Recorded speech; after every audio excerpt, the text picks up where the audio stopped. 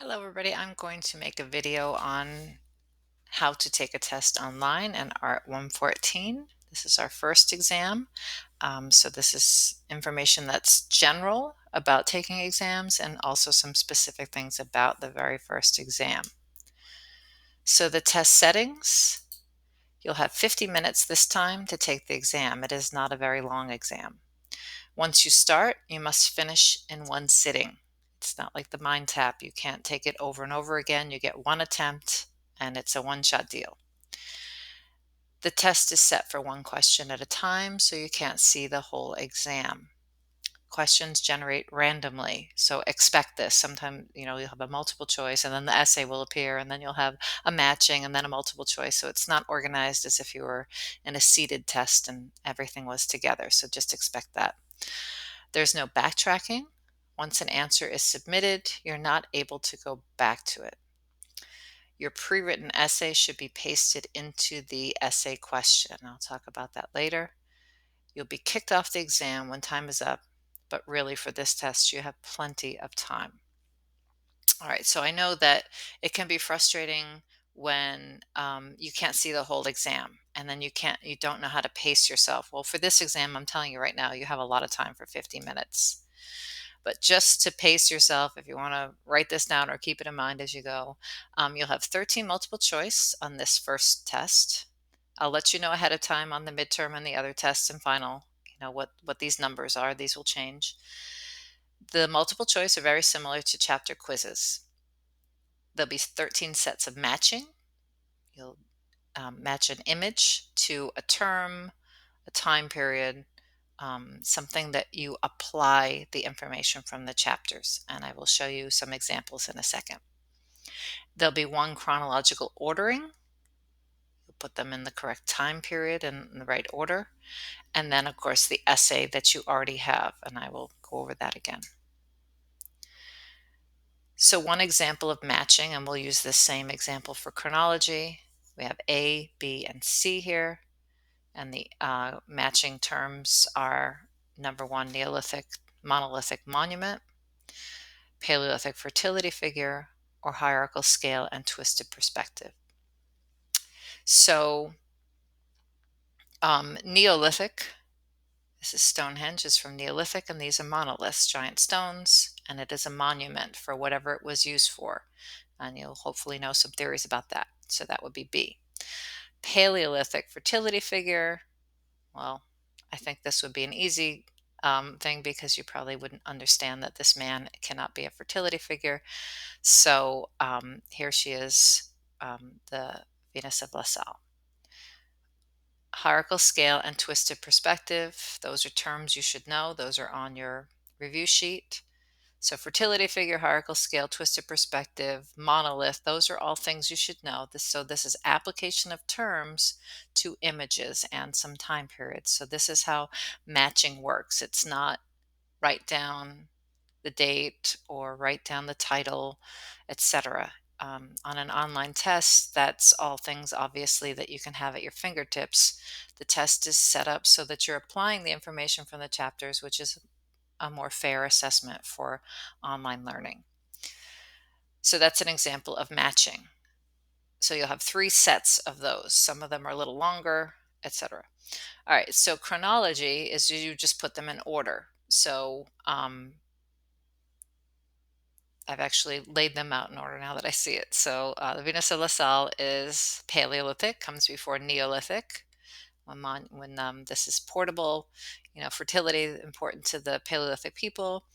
Neolithic, we have giant settlements and agriculture. So Stonehenge is a giant, calendar. So it's important to them.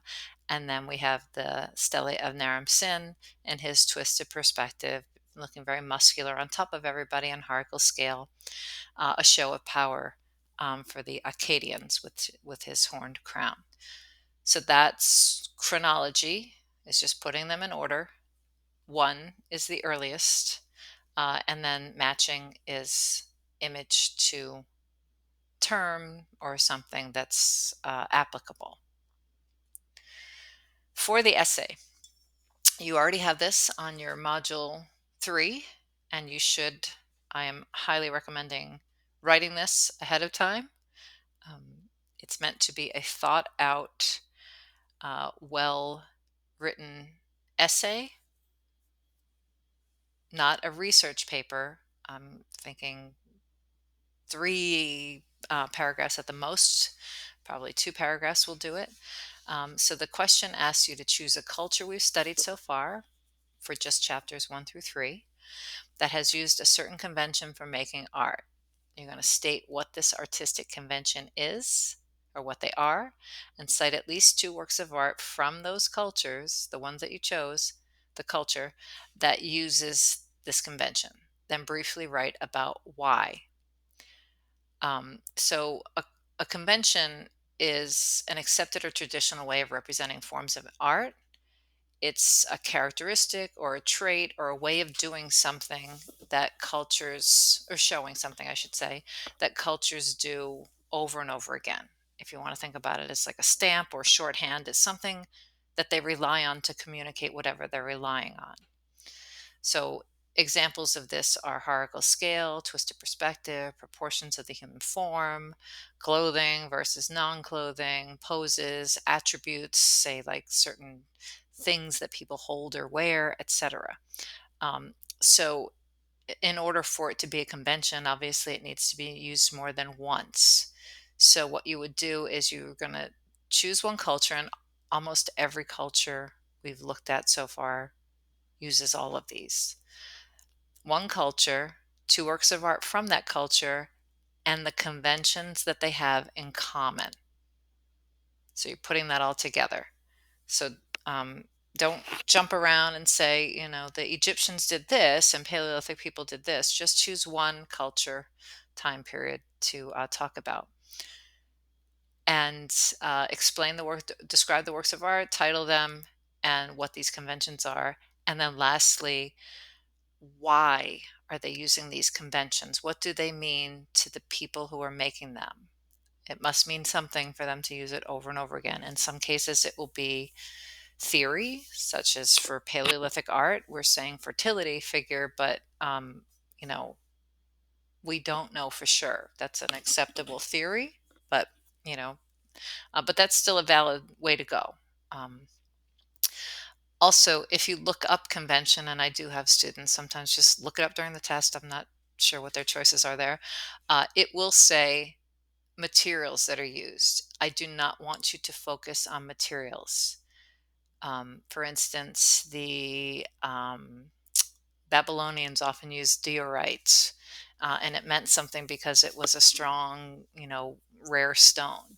Um, that I don't want you to focus on. I want you to focus on the way something looks rather than how it was made, how it looks, and why it looks that way. All right. So if you have any questions, you can email me about that. It's not meant to be a hard research paper. If you read the chapters, you might even have these answers on the top of your head. You could just go back and quickly verify your information and write it out um, for the test. All right. So think about it. It is a test question, but it should be thought out. You're being given it ahead of time, and it's worth 15 points on the test. So going into the test, hopefully you have 15 points right away. All right, preparing for and taking the exam. I have a review sheet there. That is what you should focus on, those things. Those are the things, as I say, are up for grabs. Those are what I've put on the test, other than the multiple choice questions come from MindTap, and those things are still on the, those are still from images that, or on images that I've put on your review sheet. You can watch the lecture videos and review chapters. I am the test maker, and those are my lecture videos. So if you don't understand what I'm talking about as far as twisted perspective or hierarchical scale, look it up in the book or watch a video and see what I say about it. All right. So use the review sheet to take notes on. That's an editable form. So you can go ahead and take notes right on that, or take notes where you can see them is probably easy, so you don't have to toggle, which I'll talk about in a second. Review chapter quizzes on MindTap. No dates are required. So only time periods and cultures. Don't waste your time and brain power.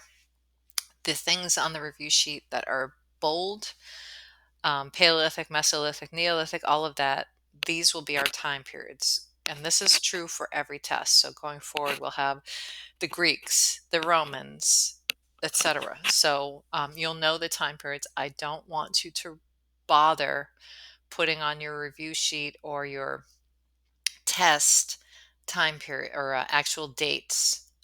When I see a student write 23,000 to 20,000 BCE for something, that in my mind says that they're just looking it up on the internet. So don't do that. All right, do not toggle back and forth between screens. You will be kicked off. The test is meant to be a test. Blackboard can be a little sensitive sometimes. And I've had students literally, I don't know what they're doing. They're looking up something, and then they get kicked off because they accidentally, close the wrong window or whatever. Um, so don't toggle back and forth between screens. Take the test when you're ready. Um, don't get timed out because of inactivity, right? Your computer goes to sleep because you're writing your essay or something. I don't know what. You'll be kicked off the test. Don't lose your internet connection. I know you might not have control of that, but if you know offhand, like at my house, sometimes things blink or whatever, I would go to campus and take the test myself if I had to take a test, or somewhere, that has good internet, a library or wherever, to take the exam. I am highly recommending that you do not try to take the exam on your phone. I've had students write to me and say, I had to take it at work on my break and I couldn't really see the images. That is a bad choice, so don't do that. And lastly, sometimes stuff happens. It happens on my end, such as images don't load properly. I've loaded them in some cases last year, and they all are up here for me, but for some reason I'll get 3 emails, with people saying like, well, I couldn't see whatever, the Lamassu, just so you know, or whatever. So let me know if there's some problem with the exam other than your own personal taking of the exam, if that makes sense. Um, I hope you don't have any difficulties, but you can write to me if something happens to you, like you get kicked off or something, and we will just play that by ear. But give yourself enough time to take the exam, because after 50 minutes, you'll be kicked off. You have until next Sunday night to take it. If you wait until, 11 o'clock, or 11:09, that means you're down to the last minute, and lots of people do wait till Sunday night. You have all week to take it, and you have all week to prepare for it. So get ready and take it when you have, enough quiet time, good internet, and you can focus on it. All right. So if you have any questions, you can let me know, and hopefully we can straighten everything out. All right. Thanks.